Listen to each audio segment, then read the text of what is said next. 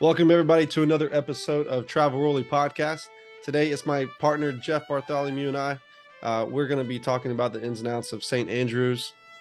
Jeff has been, traveling for 25 years over to the British Isles, and he has been to St. Andrews. He's lived there for 2 months. He's gone multiple times. His first time was 26 years ago now with his father on his father's 60th birthday, and he'll talk a little bit about that. But we talk about the restaurants, the bars, the golf courses that you're going to stay, some places to see. So I hope you guys enjoy. Welcome, everyone, to another podcast. It's the Travel Royally Podcast. It's a podcast we drop every week with great content to help you plan your trip to the British Isles for links golf. And today we wanted to focus on St. Andrews and everything about St. Andrews. It's the most popular destination and one with the most questions. So we thought we'd spend our time with you today talking about how to plan a trip to St. Andrews. Yeah, Hayden, Jeff. Yeah, so I took my first trip to St. Andrews a few months ago.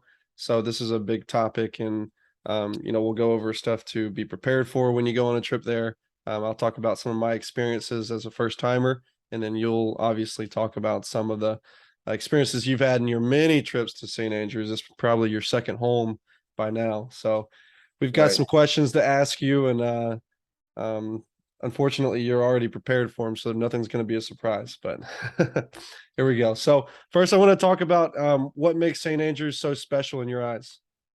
Yeah, that's a wonderful question, Hayden. When you think about it, people say, hey, the course at St. Andrews isn't the greatest golf course. And while that may be true, I think what it is the most historic golf course that you can play in the world. It's the home of golf. And when you think about that bridge behind me is a bridge that every great golfer has trod over. And Hayden and I were there a couple of months ago. We saw Tiger Woods during the Open Championship walk across that bridge and up the fairway with tears in his eyes. Mm-hmm. That gives you a sense of how meaningful it is to the pros, and that makes it even more meaningful to us. But the other thing, it goes well beyond golf in St. Andrews. It's an amazing town. And as you look over my head, you can see that obelisk there. It's called Martyrs Monument. And if you go past that, you're walking up along the ocean along a street called the Scores. Probably half a mile up on the left, you'll come to the castle in ruins. 100 yards beyond that, or a couple of 100 yards beyond that, is the cathedral in ruins. Within there, you'll find the graves of Old Tom, Young Tom, Alan Robertson. That's fantastic. When you come back into town, you come through the university. It's a university town, so during the fall and the spring, it's full of students, and wonderful shopping, wonderful restaurant, a very cosmopolitan town. Yeah. For a town that size, and just a great restaurants, great bars, great everything. It's just a fun place to be. And we'll get into some of those favorites for you and the ones that you've experienced and would recommend to other people. You mentioned some historical sites. Give us a couple of the main historical sites, and then which one is your favorite one to visit when you're there in St. Andrews? Okay, well, obviously, St. Andrews is a very old town. It used to be the ecclesiastical capital of Europe. So it had a cathedral, which up until probably 400 years ago was a magnificent cathedral. When you tour the cathedral, you're astounded. It's probably like going to visit the pyramids. Like, how did they build this? And when you look at the columns that supported this massive structure, you wonder, how did they build this? How many years did it take? It's an amazing place. It's in ruins, and it's fascinating. I mentioned earlier, next to that is the graveyard. It's a wonderful historical site with a lot of the founding fathers and people of St. Andrews. So when you go through the town, you'll see streets, you'll see bars and restaurants named after famous people. There are bunkers on the old course named after famous people. or notable people, founding fathers. So Cheap's Bunker is an example, or Playfair's Restaurant and Hotel, or um, Old Tom Morris's shop. Hmm. So those people are buried in that graveyard adjacent to the cathedral, and it's a must stop. The castle in ruins is a wonderful place to stop. I think the other thing that's great is the university. It looks like Hogwarts to me. And we've only talked about St. Andrews. And the other St. Andrews, you can go and see Old Tom Morris's shop. You can see his birthplace. I stayed in the birthplace of his wife in a town not far from there. And there's just historical significance everywhere. Yeah. Because you get outside of St. Andrews, there are lots of castles to go and visit. So there's a lot to do from a historical perspective while you're there. Yeah, if you're in town staying, what would be some of the I guess day trips that you would take a little bit outside of the town where it's, within a driving hour drive that you would recommend? Yeah. Well, we stayed there for an entire summer last summer in 2021, and we stumbled on a small town called Culross, Culross. There's an abbey there. It's got cobblestone, windy streets, ancient houses, a bakery, coffee shop, a fun place to go. It's right on the Firth of Forth. It looks over at Edinburgh, and that's a fun place to visit that we stumbled on. Hmm. And part of what I want to encourage people to do is to explore on their own and stumble on their own favorite village or town. But the places that we like to go, if you drive south from St. Andrews along the coast, you'll come across a number of nice seaside villages with harbors that either still are or used to be fishing harbors. So you'll come through Kingsbarns and Crail and Ely and Pittenweem, Anstruther, um, Leven. I mean, there's a whole string of them, and we love going there. Quaint little small fishing villages, wonderful fish and chip shops. I got my hair cut in Anstruther as an example, the Turkish barber. We found that to be fun, and then the other place we like to go north of there, away from St. Andrews, across the River Tay, is a town called Dunkeld, and Dunkeld has a wonderful Marriott property called the Dunkeld House Hotel. It's a wonderful little town with, again, bakeries, restaurants, Yeah. coffee shops, and we like that. And just beyond that is Pitlochry, where you can go, and they've got the Edward Dower Distillery, and it's kind of a touristy town with restaurants and pubs and shops, and it's a fun place to visit as well. There's a couple new distilleries, right? The Kingsbarns distillery is a new venture that have you been there yet? Yeah, we have. I went there last summer. Fantastic tour, 20 minutes from Central St. Andrews. It's a great spot. You can do a tasting, you can do a tour. And the other thing that's happened, Hayden, in the last 25 years, gin distilleries have popped up. So right there in St. Andrews, you've got the Eden Mills Distillery, and they make gin there. I think they make other spirits as well, but they make a wonderful gin that I like. And then of course you've got the King Barnes Distillery, Hmm. and if you're a single malt connoisseur, it's a great place to stop.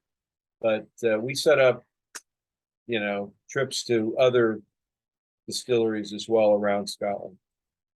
Awesome. So, yeah. So when you're traveling to St. Andrews, what are some of your favorite places to stay? Obviously there's some hotels, there's some Airbnbs. What's your preference? Yeah, it really depends on what your budget is. There are some amazing properties there.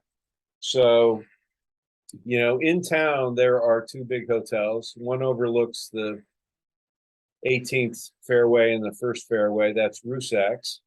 It's an amazing property. It's recently been redone, top to bottom, and it's an amazing property.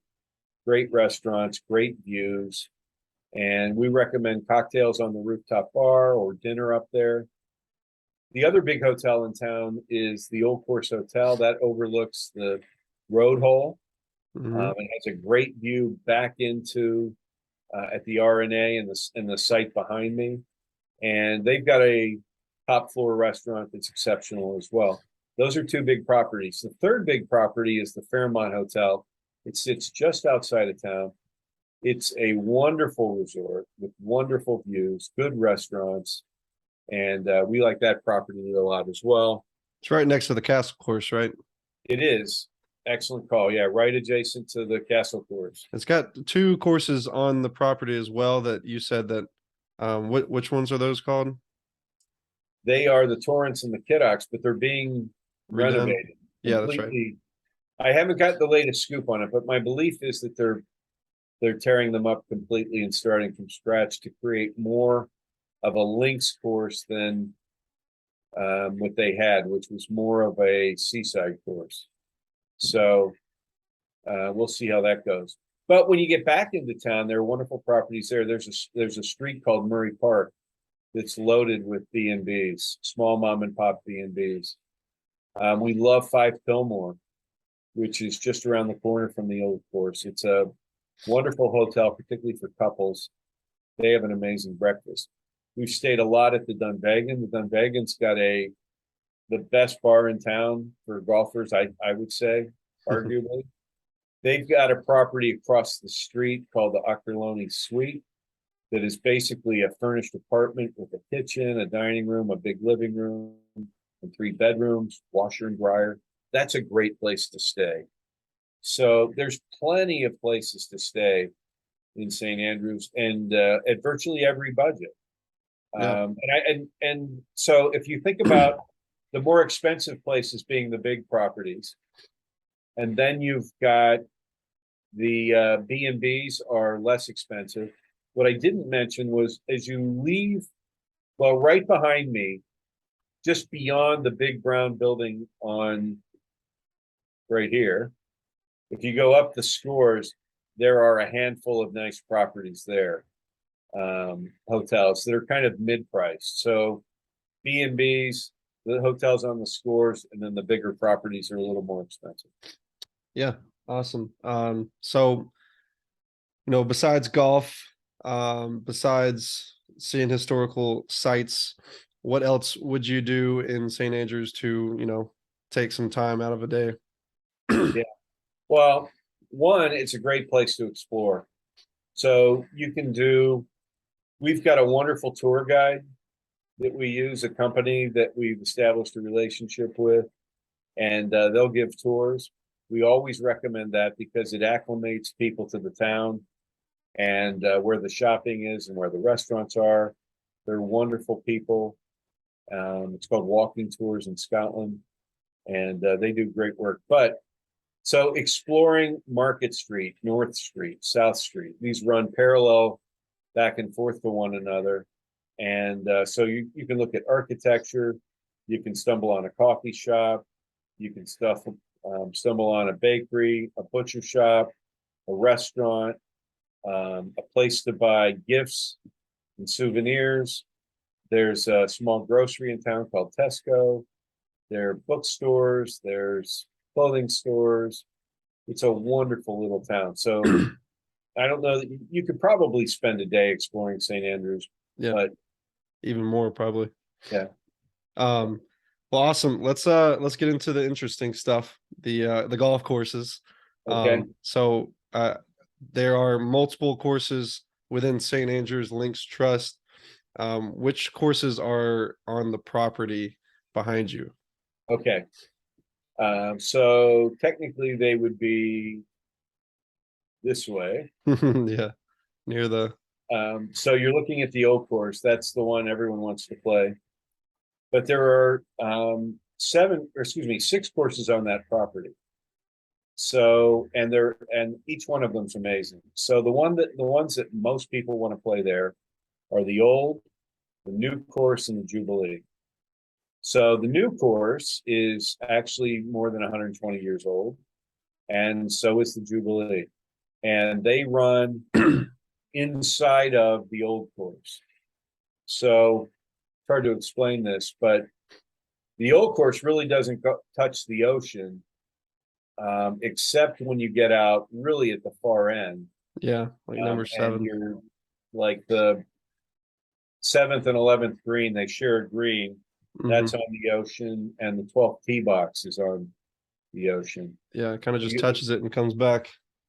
exactly. Now, so the new course and the Jubilee run inside of that towards the beach.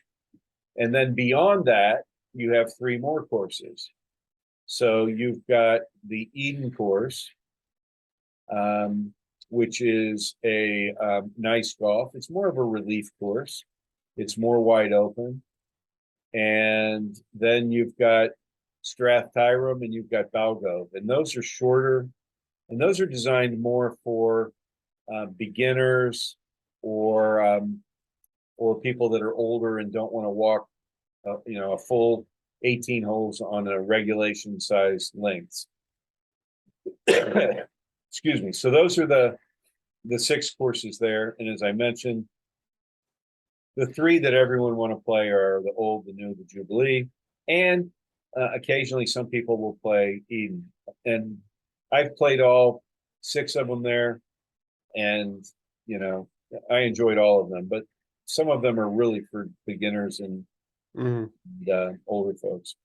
And then right outside of town, you mentioned the Castle course. It sits between the Fairmont and on the south side, and I guess north, a little bit north of there would be the castle itself. It's a hilltop property. It looks back into the town. It's got amazing views of not. It's got good views of the town, but it's got amazing views of the castle and the cathedral. And both of those are in ruins. So you look right down at that. Expansive views to the sea. It's got the best views in St. Andrews of any of the golf courses, that's for sure. Yeah, yeah, I remember going and visiting the clubhouse, and what was it, 18 and 9 that are joined together, and it just looks out into the ocean, and you're sitting in having a drink after the round, and you can watch both sides come in to finish their holes. Yeah, it's a wonderful place to have a breakfast before the round or a post round drink or dinner or lunch. It's amazing. But Hayden, you also mentioned the two courses at right there at the Fairmont. So if I drive south away from St. Andrews, I'll come to those courses first. As I drive down the coast, you'll stumble on lots of great golf courses. You'll come to Kings Barnes. There are two courses at Crail. You've got a 9-holer at Anstruther. You've got Ely. You've got Leven Links and London Links. Those are two courses that butt up against next to one another. South of that, you've got Dumbarton Links, which you played and loved, and I mentioned Ely in there. So there's a string of wonderful courses. Hmm. And so out of St. Andrews, you could play, comfortably for 2 weeks and not Yeah, repeat the same course without leaving your hotel. Well, yeah, I mean, without changing hotels. So, and then just north of there is Carnoustie. Nearby is a wonderful club called Scotts Craig. So, and there are more. I don't. If Varick anyone is from not any too of those far other away. courses, they're not too far away. But if anyone from any of those other courses saying, "Hey, you didn't mention our course," I apologize. There are a lot of wonderful courses, Hmm. and we're happy to help you arrange a time at any of them. Yeah, yeah. So lots of good golf.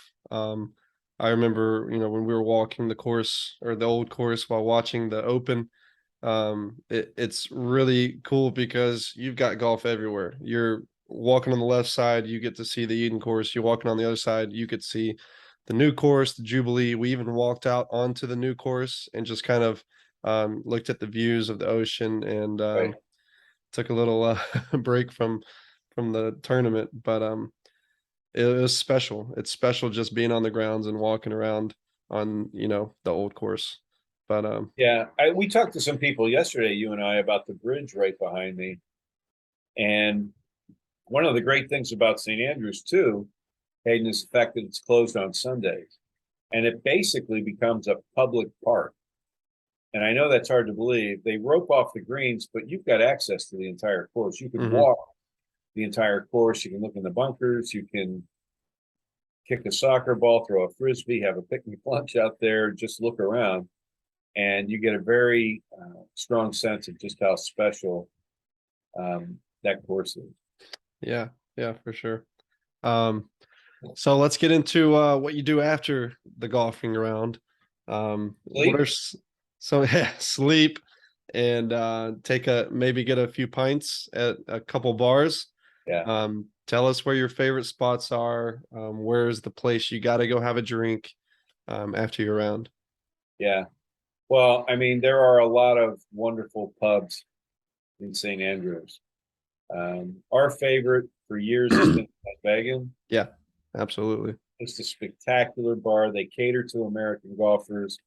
You can get a good steak or a hamburger in there, or fish and chips. Hmm. The staff is amazing. The food's very good, and everyone in there is talking about where they played golf that day, right? Yeah, So you got people say, "Hey, I was at Dunbarney. Hey, I played there yesterday," or "We're going to Kingsbarns," or "We played Ely," or "Have you played the Old yet?" or whatever. That's yeah. a wonderful spot. But there are some other pubs, and they're great for other reasons. So right along the 17th fairway is the Jigger Inn. It sits adjacent to the Old Course Hotel. The Jigger Inn has outdoor seating. So on a nice day, like the day that you can see behind me, you could sit there and watch golfers play in on 17 and have a drink as you do that. You can also get a good meal there. One thing that I did with a group that I played with, the new bar, the One Under, which is underneath the Rusacks Hotel. Yeah. It's built to look like a probably an early 19th century pub. That's a wonderful bar. It kind of Wonderful. reminded me of made me think of the bottom of a sailing ship, like one of those old big sailboats, Yeah, like in Pirates of the Caribbean.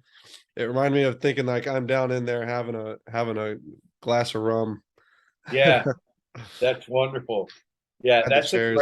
that's a great pub. And then when you get into town, you've got Keys, you've got the Criterion, and there are others. But um, yeah, I mean, we've recommended the ones that we've recommended. We hope that you stumble onto one of your own, and then Yeah, call us, send pictures, tell us about your favorite pub. yeah. So you know, obviously before you go drinking, you got to have some food in your system. So, tell us about a couple of your favorite spots to eat. I know we went to a nice Italian restaurant and loved it. That was Little Little Italy. Italy. Yes, and that was amazing. Um, I took the wine tab there and it cost me a pretty penny, but was definitely worth it. Um, and we had a great time. Really, really good food. Tell us about a couple other options that you love going to. Okay. Yeah, there's no shortage of great restaurants there. The only difficulty is that you in the high season, June, July, August, they're very crowded, difficult to get reservations at. But a couple that we really like. One of the things that we like to recommend is on the last night to really blow it out and go to a nice restaurant and celebrate your trip. Hmm. And we like to give away a claret jug on our trips with more than two golfers. So if you've got a group of four, we'll give you a replica claret jug, and you should go somewhere and celebrate with it, right? So, and we would recommend making the rounds to some pubs with it as well. But at any rate, Yeah. when you a couple of great restaurants, I've already mentioned a couple. One, the restaurant on top of the top floor of the Old Course Hotel, fantastic food, wonderful views, wonderful service, and really fine dining. The restaurant, it's called 18, that sits above on the top floor of the Rusacks. It's a American style chop house. great steaks, great seafood, outdoor bar, balcony overlooking the course. It's wonderful. Yeah. The Dunvegan, we mentioned, it's a great spot. It's more bar food, but very good bar food. They pride themselves on their great steaks, so you can go there for a great steak. They've got a dining room downstairs away from the pub that's quieter, and so we recommend that. And then there's a restaurant called Seafood Ristorante, an Italian seafood place right on the water. It's literally behind the RNA building behind me, and it's perched up on top of a hill, looks out at the ocean. It's an all glass building, so you no matter where you sit, you've got views, and that's a wonderful restaurant. It's small, difficult to get a reservation in. When you go into town, we've got two restaurants that we like a lot. One is called Horgan's, and it's down an alley. It's kind of hidden, and it looks like an old fishing warehouse or fish shop. It's got very good cocktails, wonderful decor, good food. We really like that place. Just beyond there, down another alley, is Little Italy, and it's a wonderful Italian restaurant. Hayden and I were there, as he mentioned. He picked up the wine, and that night, and the meal is just spectacular. We can't say enough good things about that.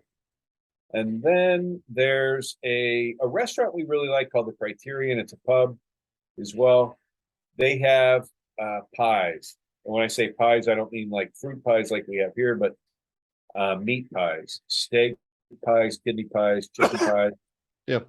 They're not like our chicken pot pies here, but they're more like big, full of beef and gravy. Yeah. Just amazing. They have vegetarian ones as well if you're interested. And then the final spot I'll mention, Hayden. Well, I'll come back to a couple other spots, but there's a spot as you drive away from St. Andrews north a little bit, and I'm talking a couple hundred yards outside of town. You're going to come near the entrance to the Eden and Balgove courses, and as I'm driving out of town, I would turn right to go and play the golf. If I turn left, I'm going into the Balgove Larder, which is they've got a steak restaurant. You and I were there for pizza, right? And then they've got an upscale food shop where you can get things like cheeses and hard salami and breads and olives, things that you would make a charcuterie board, or if you wanted to cook dinner for yourselves. And then Tina and I used to go there probably a couple times a week for scones and coffee, kind of a 10 o'clock in the morning break. Go get a scone or a coffee. On a rainy day, we might go there in the afternoon to break up the day. But wonderful food. And then I got one more spot. There are lots of good places in town for coffees. So you don't need, you can go in and get cappuccinos and lattes in a couple of places in town. A great restaurant we like to go to is in Anstruther. It's called the Anstruther Fish House. The Queen, who unfortunately passed away recently, used to go there for fish and chips. So they pride themselves on that. It's a wonderful fish and chip shop. I still prefer Kimberly Inn up in Findhorn, but yeah, we think that's better fish and chips. But the fish and chips at and that's more of a dining experience, right? It's in an old building, a very old building. Anstruther Fish House feels more like a McDonald's version of that, but the fish and chips are really good. I've only had fish and chips one time in my life. It was at the Kimberly Inn, and I don't know if I can ever have it again anywhere else. I don't My blame expectations are very, very high. Yeah. So I might not have to get it until next time we go to the Kimberly Inn. I'm dying to go there right now. Let's talk about it. I'm hungry. Or maybe a bacon roll at Dumbarney. Well, that's the other one. That's another one. Tell them about that, because that's a great story. Man, I mean, we got there early enough to where we could get a biscuit and a coffee. We're like, yeah, let's just get whatever breakfast they have and a coffee. So like, all right, they give us 4 bacon rolls, and I've never had anything like it. The bread was, picture like um when you go to Chick-fil-A and you get their biscuits in the morning and the biscuits like falling apart. So that's the bread with butter all in it. And then the bacon, it's, I don't know, I've never had anything like that. It's like I described it yesterday as like ham that you like fry in a pan, but the taste is so much different. And when Yeah. I don't know, those bacon rolls were magical. I just did a whole description of a biscuit, but it was special. We Yeah. want to go back and get one. We might get them to send us one. Yeah. Yeah. When people say that the food, they've heard that the food in the UK or Scotland isn't good. I think you need to try it all, whether it's haggis or fish and chips or Yeah, bacon rolls or sticky toffee pudding, whatever. Yeah, I think the food's amazing there. yeah, absolutely. Me too. Um, yeah, you just got to find the spots. Don't go to an American style place. Get your culture in culture food. Right. So we're obviously sending a couple trips to St. Andrews next year. Maybe for people watching that would want to get an idea of what a trip looks like. If we were to have a foursome come to us and say, "Hey, we want to, go to St. Andrews. We want 7 to 10 days." Which courses would you recommend to put on the list, and where would you where would you put them for stay? Okay. And let's say they want to stay in 2 different spots, one bigger spot and then one smaller spot. Okay. Well, what we like to do is we've established relationships with a lot of properties and courses, and we want to be loyal to them. But we're loyal to them because they treat our guests so well, and because the experience that they deliver is in line with our values and with the values of our clients. So let's talk about two types of trips that you just described. Let's say you're staying for 7 nights, which is probably about the average number of nights people stay. So 7 nights means that what we recommend, what we like to see people do is travel on Saturday, arrive on Sunday. Okay. We have a person greet you at the airport. One of our people will greet you at the airport, and we'll either get you into your own van to drive, or, I mean, that we've arranged, or we'll have our driver drive you to St. Andrews. So we've got a surprise route that we like to take. The course kind of emerges in front of you, and we have you get out of the car and look at the course from there. Then we go up and we'll have you walk the course, because Sundays, as I mentioned earlier, the course is closed. Yeah. Experience that. Then go to, I can't point to the right direction. That Martyrs Monument, and we'll have a tour guide pick you up there. A walking tour of St. Andrews for 90 minutes, up the scores, castle, cathedral, back through the university, through the town. Then we like to have them come to the top of the Rusacks Hotel. We've got an exclusive arrangement with the tour provider, and they call it a wee walk and a cocktail. Go up and you have a cocktail overlooking the view behind me and the course itself. So that's something that we like to recommend. So then on Monday you'd play the first round of golf. We would have you probably stay in St. Andrews and play one of the 4 courses that we would highly recommend there. And next day, play one of the other courses, whether it's the old, the new, the Jubilee. We would suggest taking Wednesday off to do some exploration, give your back a rest. So then go out and perhaps play another St. Andrews course, the Castle course, or the Old, or what have you.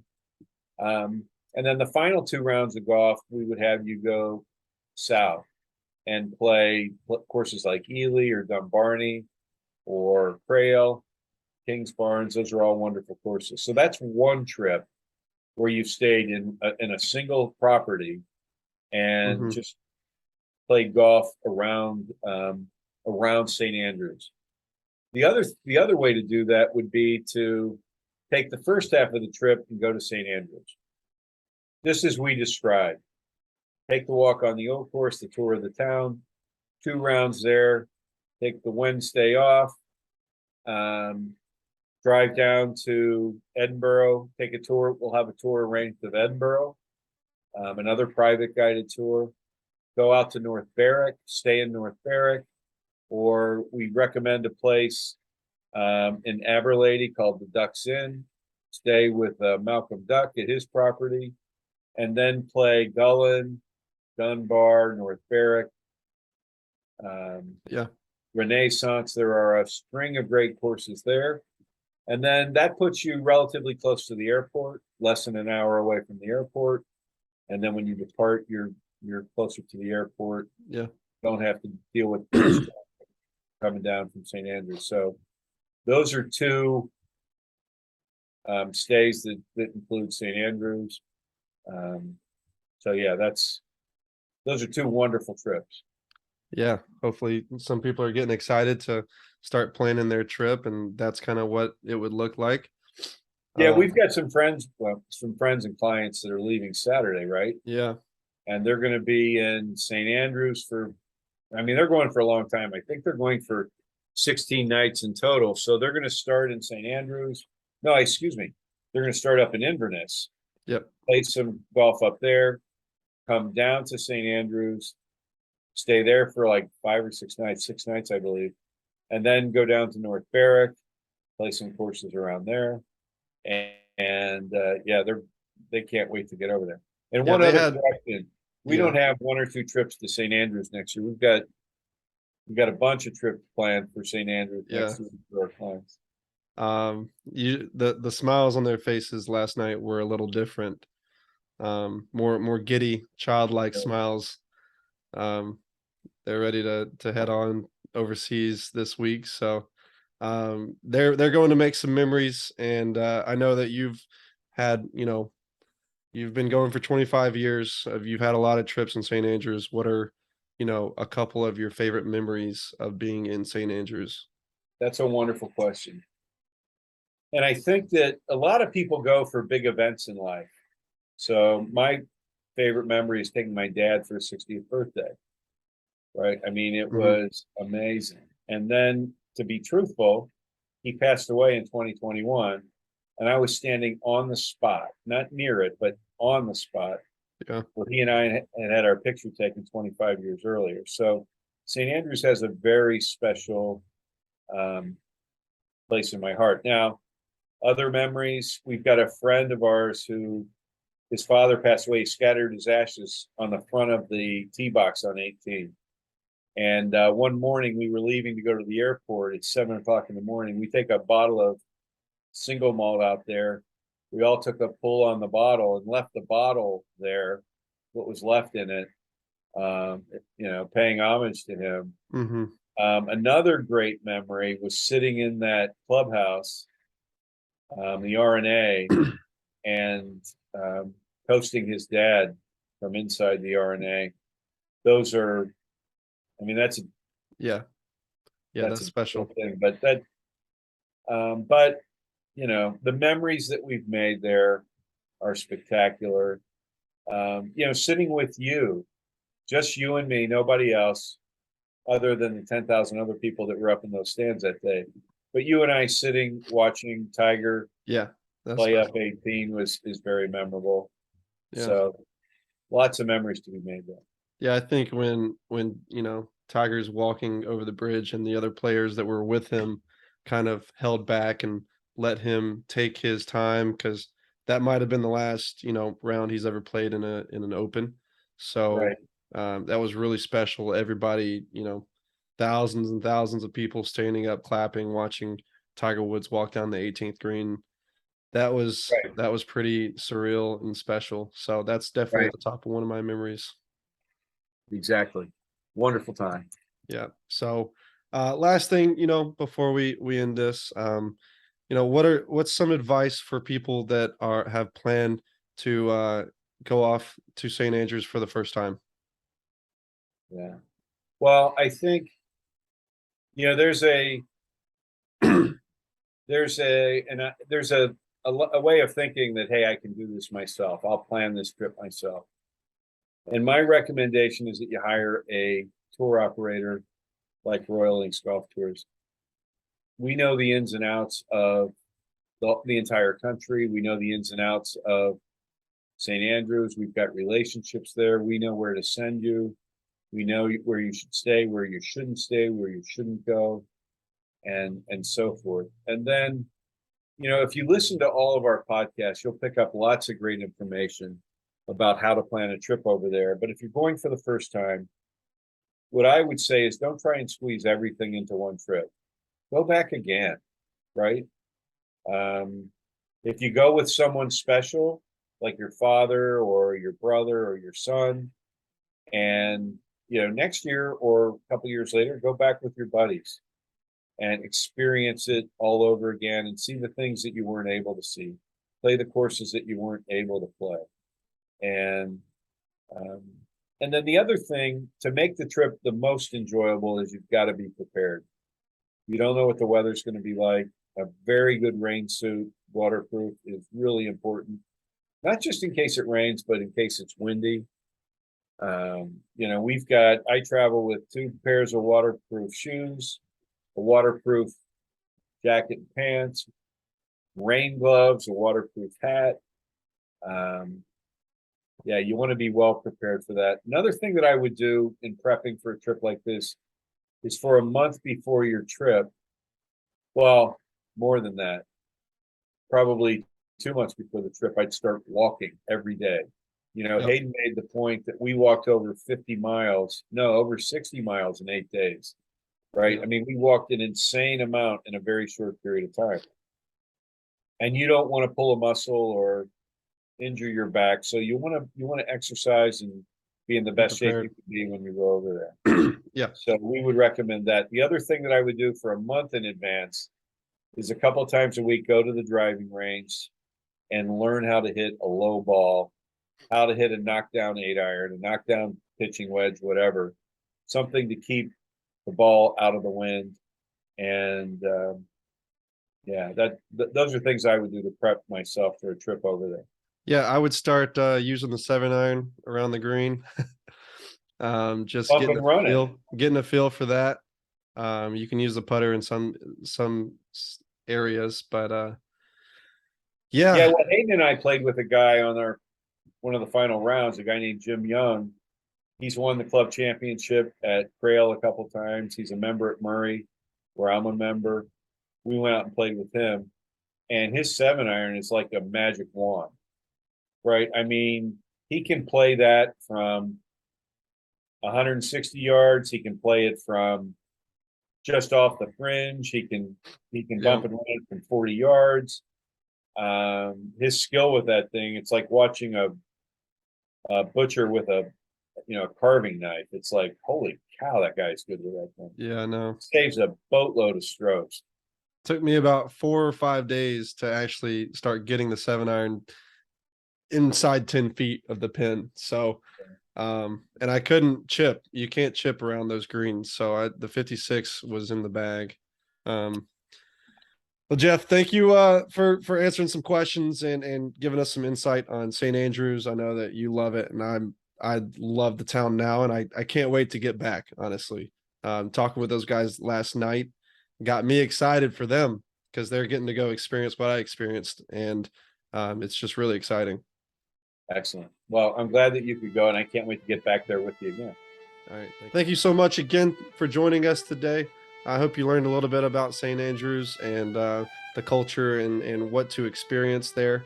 I really hope that if you are thinking about going to St. Andrews, or if you have a trip planned, I hope this helps you prepare for it. So thank you again. We'll see you next week. Goodbye.